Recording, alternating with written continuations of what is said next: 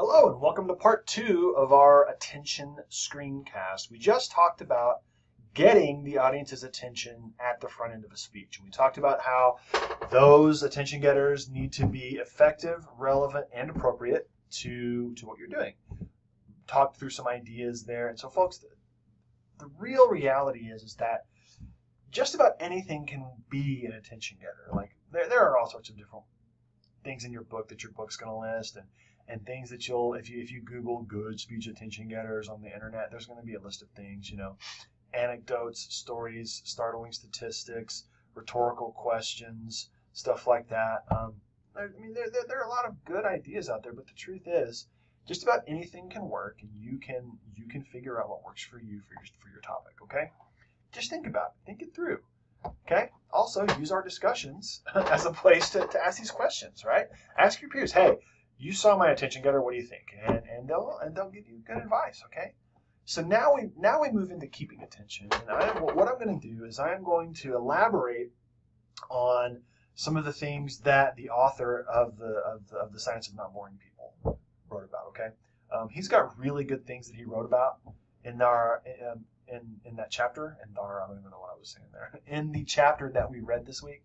And I'm going to elaborate on those because what he says is good, and then some of it I need to clarify a little bit. So here's what he says. To manage the attention of your audience, the first thing you do is you set the pace. Okay? This is so true. This is one of the reasons why I give you the speech template. This is one of the reasons why that template works. It's got an attention getter, a thesis, a preview, a transition, a main point, a transition, a main point. It's easy for your audience to follow, okay? It establishes a rhythm, and people love rhythm. This is what he says in the piece, okay? So people love rhythm. It's easy to follow. It's easy to go along with, all right? It's one of the reasons why good rhythm is needed usually for dancing, okay?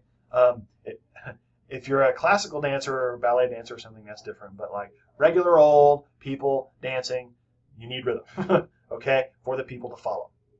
And that's what you do. So rhythm creates energy for your audience, and it creates energy for you too, okay? So the cool thing about it is that good rhythm will allow you momentum to carry you through your presentation. Oftentimes my students will go, I just felt like I didn't know really what I should be doing when I was in the middle of my second point. And I'll say, that's because you lost rhythm. And I'm not talking about rhythm and talking. You can do that. We'll talk about that in delivery. Sometimes there's a reason to talk in rhythm. Sometimes there's a reason to talk in rhyme. Sometimes, stuff like that. But what we're talking about is you set the pace. If at the beginning of your presentation you know everyone has been at lunch and they're coming in and they're like, oh, I'm full, I just had something warm, it's in my belly, then you may need to establish a rhythm that's a little bit quick. You might want to talk a little bit faster than you normally do. Not so fast that no one can understand you, but, have that energy in the way that you talk, okay? So that they can follow you. Now, he references it to where you have to establish what the structure is going to be. And that's exactly what you need to do as well. That's why you have the template, okay? All right, you have to make sure it's easy for your audience to rejoin your talk when their daydreams end. He's very realistic in this chapter about dealing with attention. And it's sadly true. As someone who teaches, as someone who is someone in the world right now, I can definitely understand why attention is so hard to maintain. So you have to say, look, I've got these 3 main points, and I'm going to make sure that I'm using my transitions, my signposts, my connectives. We talked about this last week. So that if you do check out and you come back, you'll know right where we're at. Okay? That's one of the reasons why I said you got to pass the pause test. Remember? I should be able to pause your video and know exactly where you're at. That's so that the rhythm is there. The rhythm is there. Think about songs that you love listening to. You can pretty much tell where you're at in the song just by hearing the difference in the song. You can know, this sounds like the introduction. This is definitely the first verse. This is definitely the chorus. You know what? The second verse is kind of the same as the first, but there's a little tweak that makes it sound different. You know pretty well where you're at in the songs that you like. It's the same thing here, okay? So You definitely, though, do not want to betray the rhythm. He says this in the reading, and he's dead on. Don't tell people, I'm going to spend a couple minutes on this point and then talk about it for 10. No. If you're going to talk about something, talk about it for as long as you say and then move on. Hold to whatever pace. Hold on to whatever rhythm you establish. All right? So if you're going to start off speaking a little bit quicker at the beginning, it's okay to lay off that. But then make sure you bring it back so that everyone is feeling good about your rhythm, okay? And folks, your rhythm, the pace, is not going to work if you don't practice. And I think these words could apply not only to presentations, these words could apply to just life in general, to leadership in general, to teaching, to being a parent, to being a relational partner. Like if you're too lazy to practice, expect your audience to be too lazy to follow, okay? You got to make sure that you're willing to do your part prior so that they will do what you would like them to do in that moment, okay? So set the pace is done. Next, you direct attention. So you want to make sure you establish good rhythm. You want to make sure you have good structure that's easy to follow, that your audience can come along, okay? You don't want to start running too fast. They're not going to be able to follow you. But you don't want to go too slow. They're just going to run off in their own direction. Establish a pace that's good, okay? And then while you're doing this, direct the audience's attention, okay?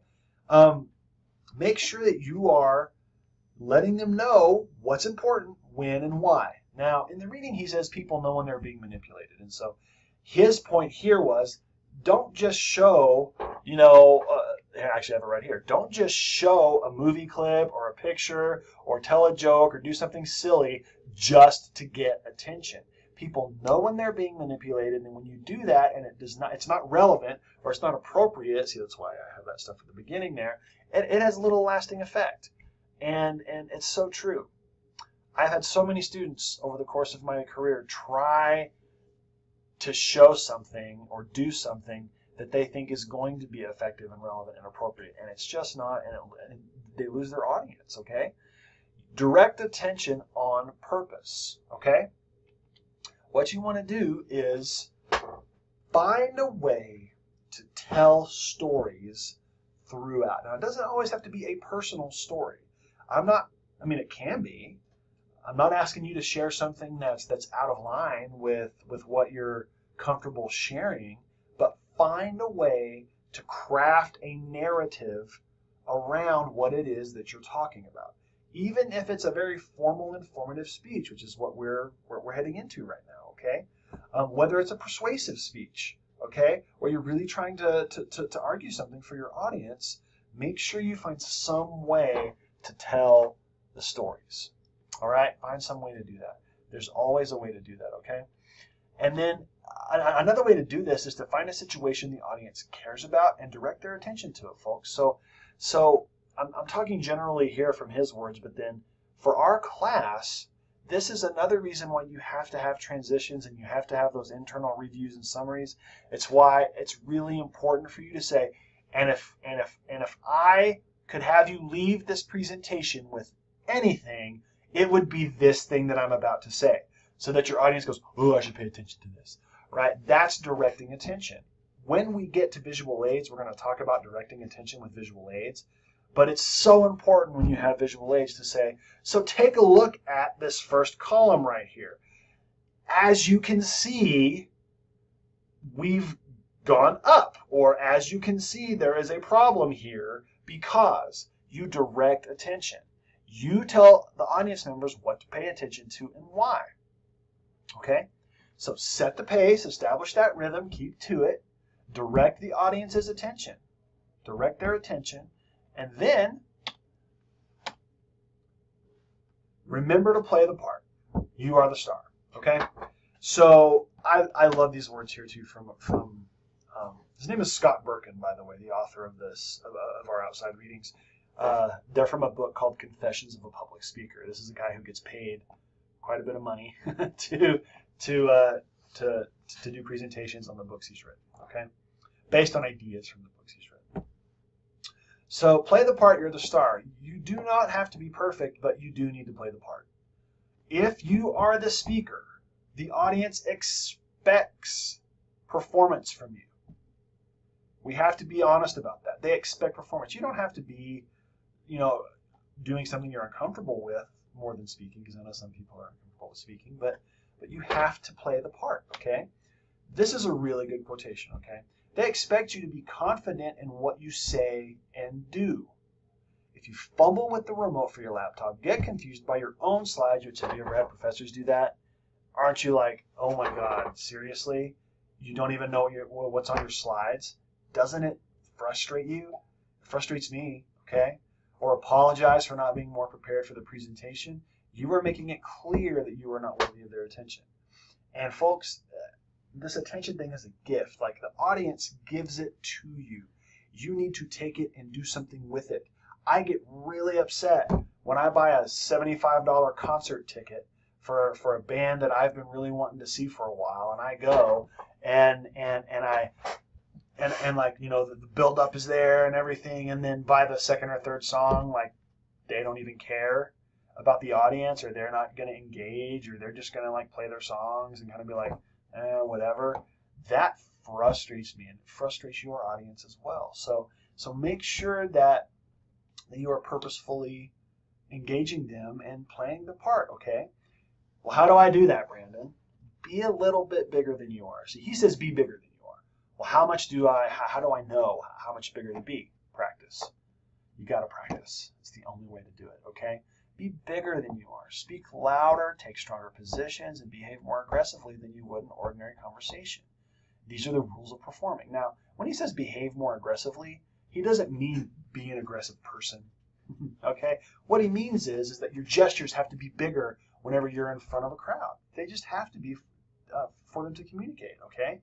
And what he means by take stronger positions is use strong words. If you're saying, this is something we should think about, there are better ways to say that, okay? Take a stronger position. Don't just say, this is something we should think about.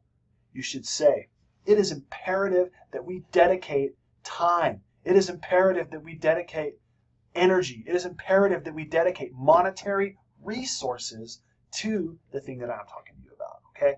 So you see, taking a stronger position doesn't necessarily mean an either-or approach to something. That's not what he's meaning. He's meaning take a stronger position in the way that you word it. Take a stronger position in the way you talk about it, okay?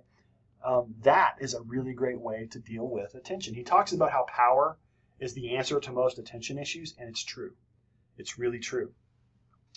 Be strong, be confident, and own what it is that you're doing, and that is going to go a long ways. And so this one here, play the part you're at the start, can really be hard for a lot of people because you didn't want to hear this. You're like, no, I would just like to say it and hide. That's okay. You can say it and hide. Don't hide while you're saying it. Okay? You can deliver your speech, be big, be bold, and then disappear if you need to. But you really do have to step up and be more bold so that what you're saying really captures your audience and brings them with you. Okay? We are at 13.5 minutes. I am going to move on to screencast number 3. I'll see you there.